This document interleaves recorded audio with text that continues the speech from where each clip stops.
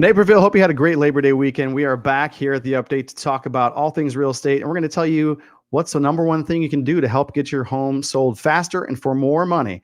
That plus the numbers up next on the weekly market update. Owning a home in Naperville is about living a great life today and investing in a secure tomorrow. On this show, we're going to give you the tools to do both. Welcome to the Naperville Real Estate Weekly Market Update.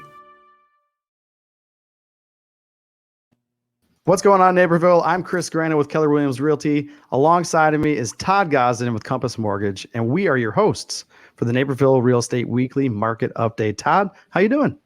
I am doing fine. It's hard to believe we are past Labor Day, moving towards Thanksgiving. Oh my goodness, it's unbelievable. And Todd, I know that you're heavily involved in all things real estate, obviously on the finance side, but you are a smart guy, like a lot of our listeners and viewers, and you're a real estate investor yourself. And you had some fun this weekend being a landlord. So yeah, it was great fun. It's nothing. Listen, those are the days that makes you wonder why you're a landlord. So, yep. And for anybody who forgets, and we don't touch probably enough in investments, and we will delve a little bit more into that maybe later this year. But it's a great thing to be a part of. It's a great way to grow your wealth and secure your future, which is one of the the pillars of the podcast.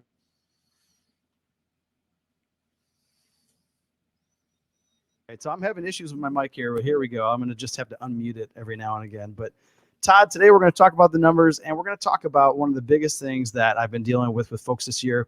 It's funny. It's hotter. It's a hotter topic in a hotter market, and that is staging your home to sell. Oh yeah. And you talk to homeowners and home buyers every day, just like I do. And I know we have maybe slightly different conversations, but I'm sure you're talking to folks who say things like, "Oh gosh, the market's just so hot. It's just so hot. Gosh, I don't even have to do anything to sell my house." And, in one sense, they're correct, right? It's a little bit easier to get a home sold this year, right? But getting a home sold, that's not the end goal, right? Like I go sell my car tomorrow if I put a $10 price tag on the window. You could. But that's probably not what I want to go for, right? I'm trying to actually get the best possible result, right? I think that's the name of the game. And so that's where staging and some of these things come in. So we're going to touch on that, but let's take a look at the numbers this week. All right. I'm going to touch on last week's numbers because we saw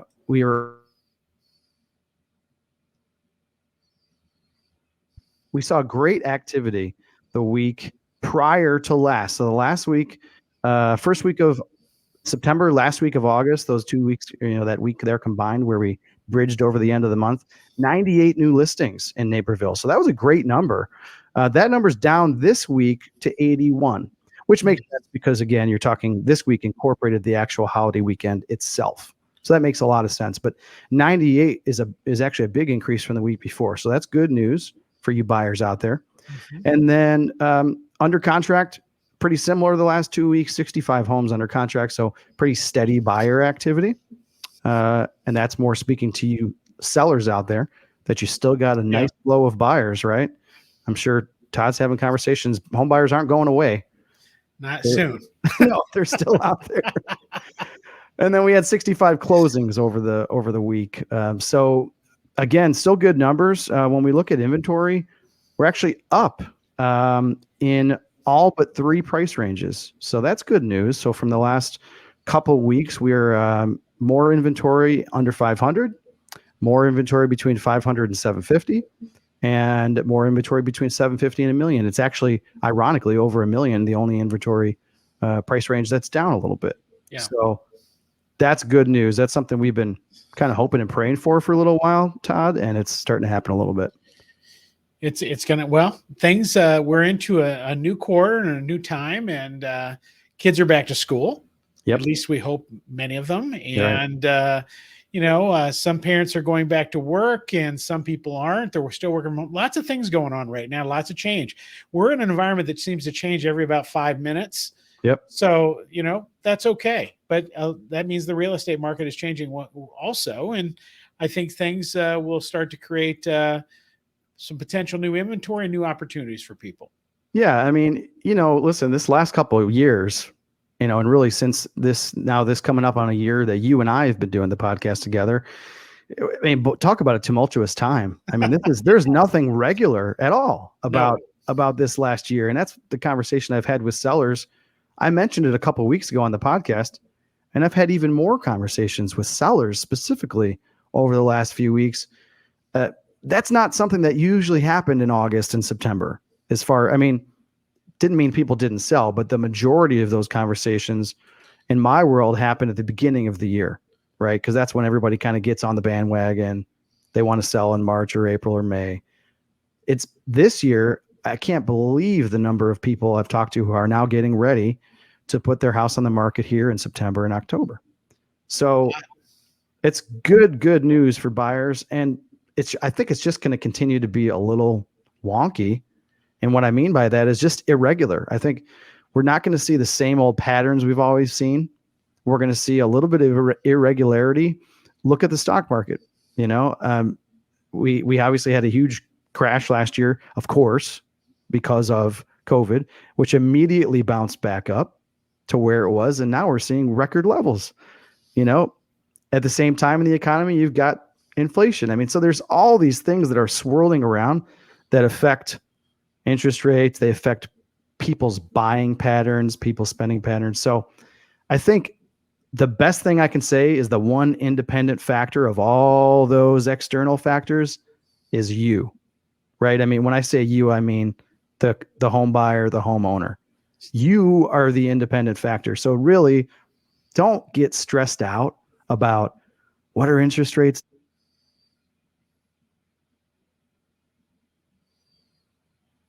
There we go. I had to unmute again. Don't get stressed out about what's Joe Biden doing. Let's just do you. Live your life, right? You buy your house when you want to buy your house. You sell your house when you want to sell your house. And don't worry. Just put all that out of your mind. Would you agree? Yeah. Well, life is chosen, right? Life by design, not by default. And you have the choice when you buy and sell, and you have a choice where to do it and when to do it and all those things. And I think that everybody understands that opportunity exists everywhere, and many opportunities exist in the fall months and the early winter months. Most people don't realize that some of the hottest times to buy a house are end of October, November, December, because typically that's where you find real buyers and sellers and just not looky-loos. Looky-loos meaning, hey, let me put it up and see what I get for it. These are people genuinely need to buy or sell a home. Right. Statistically, meaning you look back, and many believe that November, December, January, and February statistically are some of your weaker months. But I can tell you for us, typically November, December are one of our top five of the busiest months of the year for us. And so it's just, people, there's a perspective out there that people don't realize that is actually true and not false, right? Yep. And just because somebody says this doesn't mean that's actual truth. And I think that's something that we're trying to get across here is opportunity exists everywhere right now for those who are interested right now. And those who are not, well, things they have to remember is if you believe May and June are the best times to sell, also you got to believe those are the most competitive time to sell.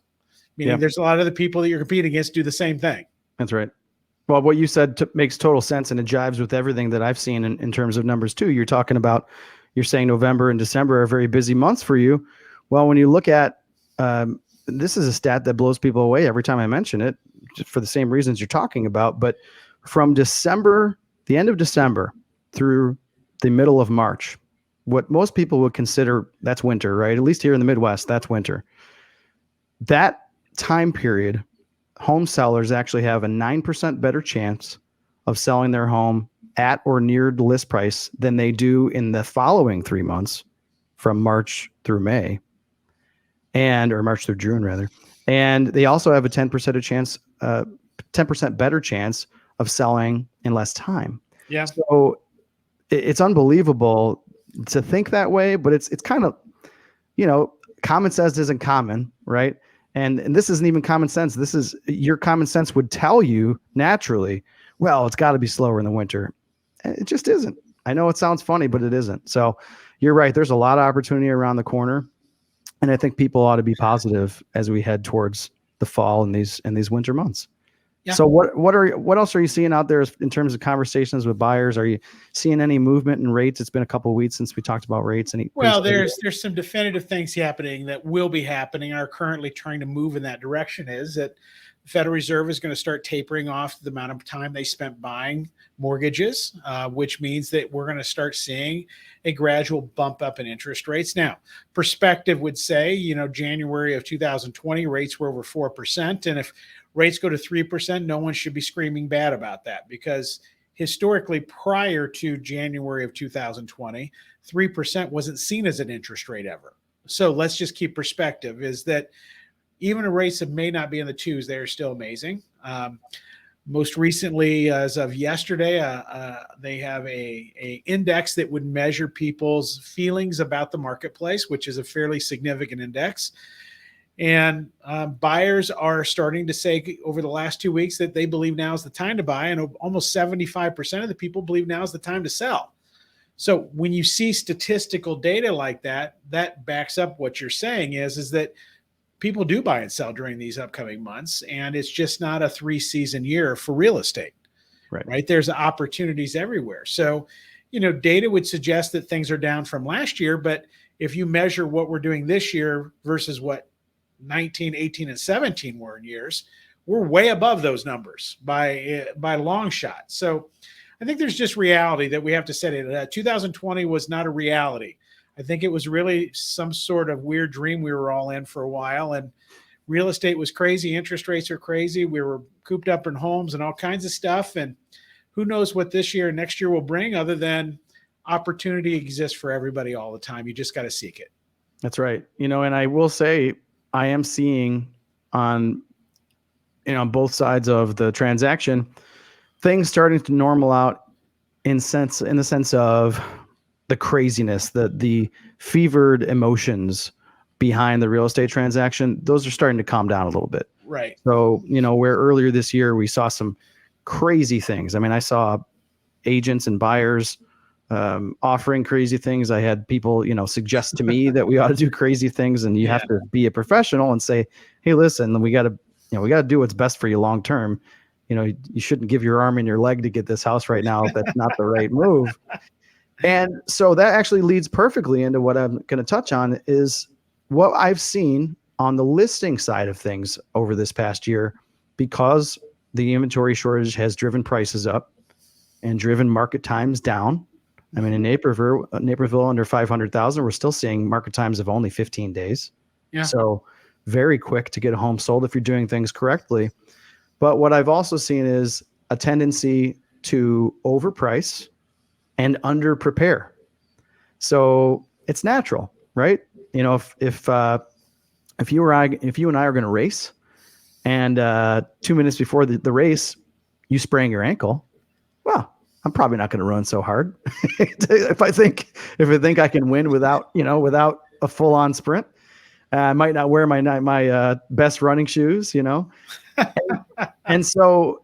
But I think that's where we've gotten to. I think a lot of sellers have gotten to the point where, well, I'm kind of being told I don't really need to prep the home as nicely. There's not as much competition. Hey, my neighbor sold, really quickly.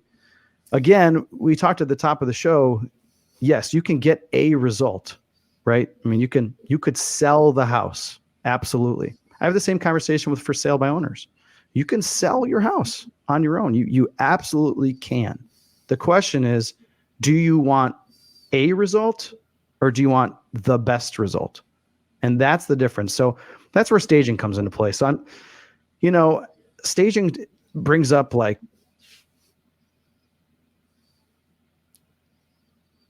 clear out my house full of furniture, and now I'm gonna have to bring in all this new furniture, and I'm gonna spend thousands of dollars to have somebody come through my house and tell me how all my paint colors are ugly, and I've got to take the pictures of the kids off the walls. And the reality is there's a whole range of what we can do for staging, so some staging appointments are as very simple as, let's walk through the house and just talk about, hey, let's move that chair 6 inches to the right.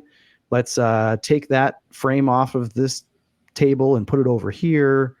Let's clear these things off. Sometimes it's that simple.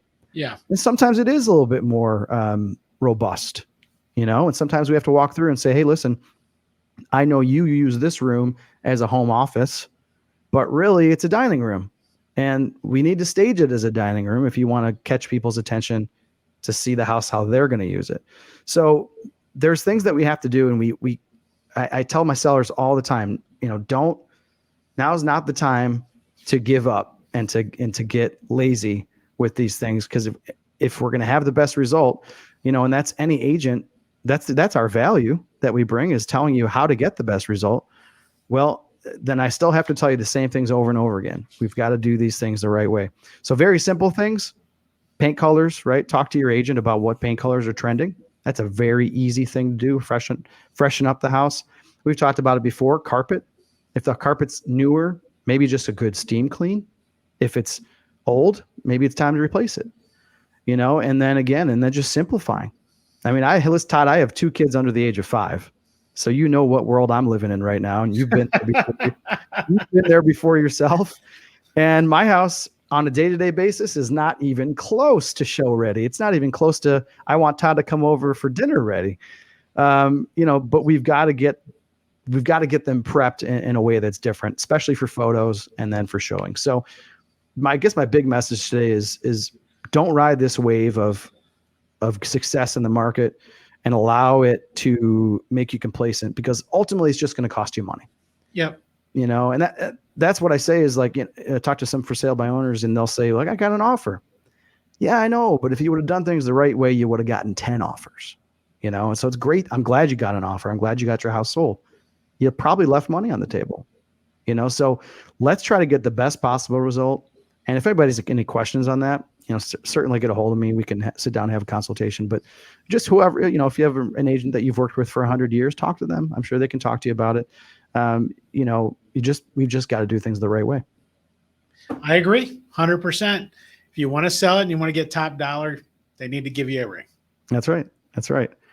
All right, Todd, that's all I got for you this week. I battled the microphone a little bit, but I'm glad that we're back rolling again. We are back rolling.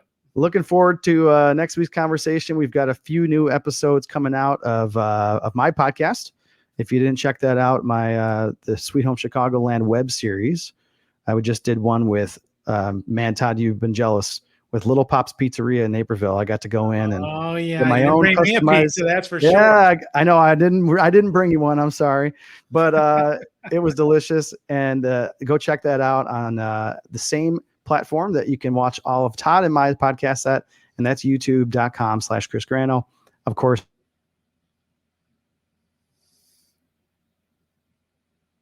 Oh, there's my mic again. Todd, you have a fantastic week, my friend. And you too. Have a great week. And we'll see you guys all next week. See you later, everybody. Bye.